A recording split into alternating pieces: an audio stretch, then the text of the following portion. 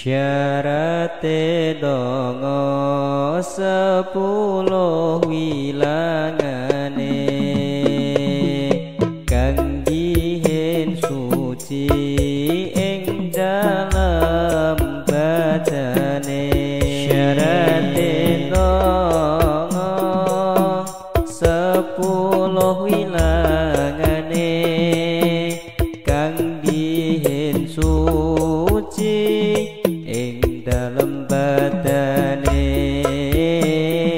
ing dalem badane.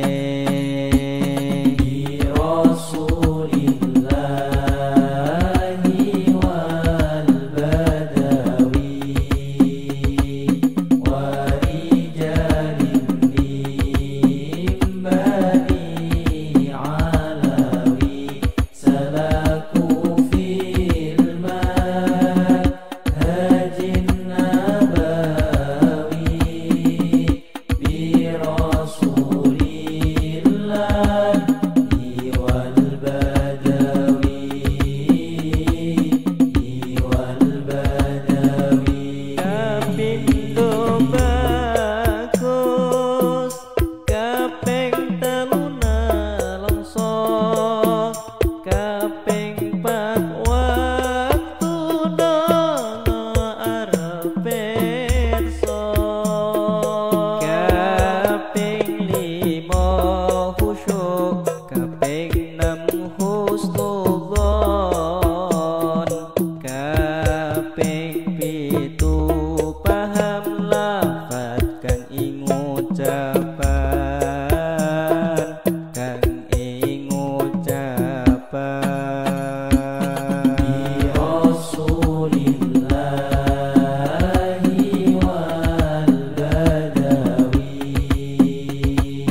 wa rijalin min bani alawi salaku fil manhajin nabawi.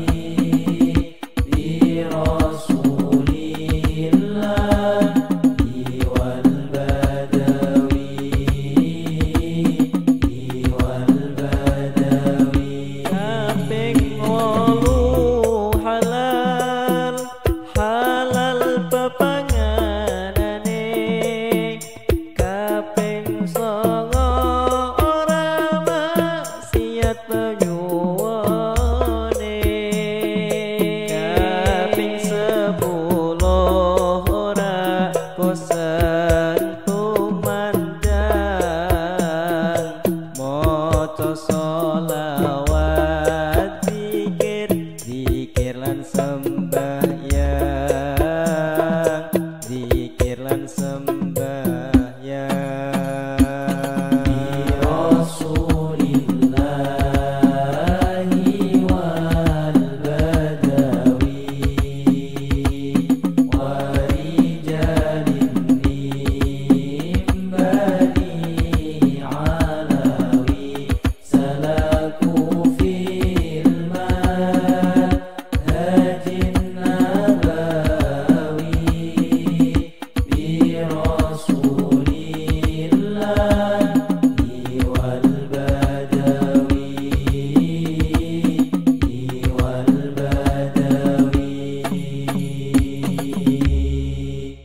Utawi faedahe ilmu ya iku patang perkara kang dihen lamun diluru ya iku hasil ganjaranira. Utawi faedahe ilmu ya iku patang perkara kang dihen lamun diluru ya iku hasil ganjaranira. Utawi faedahe ilmu ya iku patang perkara